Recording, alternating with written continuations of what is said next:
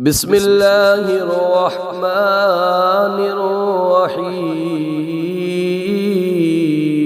الرحيم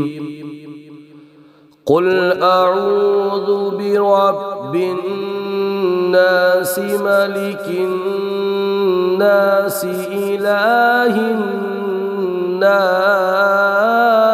الناس من شر الوسواس الخناس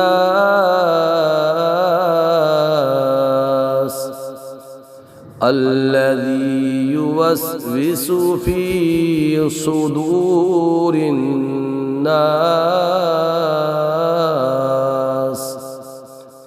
من الجنة